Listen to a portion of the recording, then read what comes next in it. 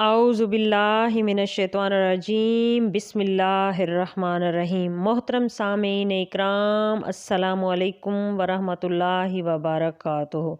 آج ہم آپ لوگوں کو مدینہ منورہ میں جو جبل احد کے پہاڑ کی زیارت کروائیں گے، احد کے میدان کی زیارت کروائیں گے، 70 شہداء کے قبرستان کی زیارت کروائیں گے اور جبل روما کی بھی زیارت کروائیں گے۔ ویڈیو کو آخر تک لازمی دیکھا کریں اور ویڈیو کو لائک بھی کیا کریں، سبسکرائب بھی کر دیں اور ساتھ لگے گھنٹی کے نشان پر ضرور کلک کریں تاکہ نئی آنے والی ویڈیو سب سے پہلے آپ کو مل سکے۔ تو چلتے ہیں، کچھ غزوہ احد کا واقعہ بھی بیان کرتے ہیں اور اس کی زیارت بھی کرواتے ہیں آپ لوگوں کو۔ غزوہ احد وہ غزوہ ہے جس میں مسلمانوں کو بہت تکلیف دہ مراحل سے گزرنا پڑا۔ ایک چھوٹی سی غلطی کی وجہ سے وقتی طور پر مسلمانوں کو شکست کھانی پڑی۔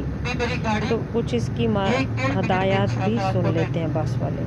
سیدنا امیر حمزہ رضی اللہ تعالیٰ عنہ کے روضے پہ تعارف یاد رکھیے گا، حدیث پاک میں ہے جو مسلمان، جو اللہ کا بندہ ان 70 شہداء کو ایک بار سلام پیش کرتا ہے، یہ تا قیامت تک ان کو سلامتی کی دعاؤں سے نوازتے ہیں۔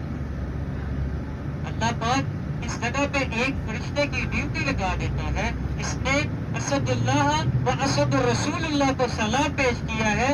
اسد اللہ و اسد رسول اللہ کا مطلب ہے حضرت سیدنا امیر حمزہ رضی اللہ تعالیٰ عنہ اللہ کے بھی شیر ہیں اور اللہ کے حبیب کے بھی شیر ہیں۔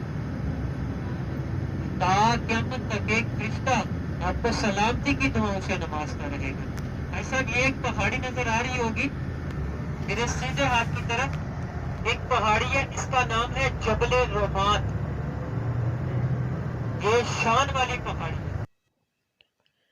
شوال 3 ہجری میں رسول اللہ صلی اللہ علیہ وسلم کو اطلاع ملی کہ قریش کا لشکر مدینہ منورہ کی طرف بڑھ رہا ہے اور اس کی تعداد 3000 ہے۔ اس پر آپ صلی اللہ علیہ وسلم نے صحابہ اکرام رضی اللہ عنہم سے مشورہ کیا۔ اکثر مہاجرین اور تجربہ کار صحابہ اکرام نے مشورہ دیا کہ خواتین کو ایک محلے میں جمع کر دیا جائے اور شہر کے اندر رہ کر دشمن کا مقابلہ کیا جائے، لیکن نوجوان صحابہ اکرام کے ایک گروہ نے اس بات پر اصرار کیا کہ شہر سے باہر نکل کر مقابلہ کیا جائے دشمن کا۔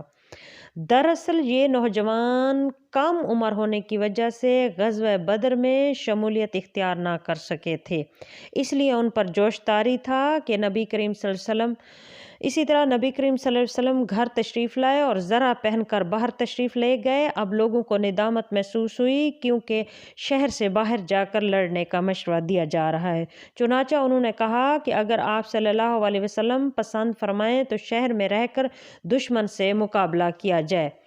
جواب میں آپ صلی اللہ علیہ وسلم نے فرمایا، رسول اللہ صلی اللہ علیہ وسلم کو زیب نہیں کہ ہتھیار پہن کر بغیر قتال کیے اتار دے۔ آپ صلی اللہ علیہ وسلم 1000 لشکر لے کر مدینہ کی طرف اس طرح نکلے کہ لشکر کو 3 حصوں میں تقسیم کیا گیا۔ ہر دستے میں تقریباً 300 کے برابر گروہ بنایا گیا۔ عبداللہ بن ابی جو منافق تھا، اس نے 300 لشکر کو لے کر مدینہ کی طرف روانہ ہوا کہ ہماری بات کو کوئی اہمیت نہیں دی گئی اور مدینہ میں رہ کر جو ہے وہ دشمن کا مقابلہ نہیں کیا جا رہا۔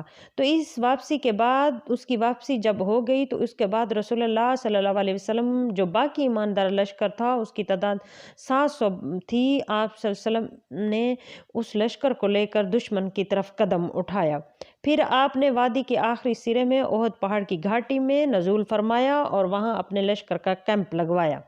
سامنے مدینہ تھا اور پیچھے احد کا پہاڑ تھا۔ یہاں پہنچ کر رسول اللہ صلی اللہ علیہ وسلم نے لشکر کی ترتیب و تنظیم قائم کی اور جنگی نقطہ نظر سے اسے کئی صفوں میں تقسیم فرمایا اور ان کی کمان جو ہے سیدنا عبداللہ بن جبیر رضی اللہ عنہ کو سپرد کر دی اور انہیں وادی کینات کے جنوبی کنارے پر ایک واقعہ چھوٹی سی پہاڑی وہ پہاڑی جو کہ جبل روما کے نام سے مشہور ہے۔ اب ہم پہنچ چکے ہیں احد کے میدان میں۔ جو یہ سامنے نظر آ رہا ہے یہ احد کا پہاڑ ہے، یہ احد کا میدان ہے جہاں پہ یہ لوگ ہیں، اور یہ سامنے جو نظر آ رہا ہے جس طرف سورج ہے تو یہ احد کا پہاڑ ہے۔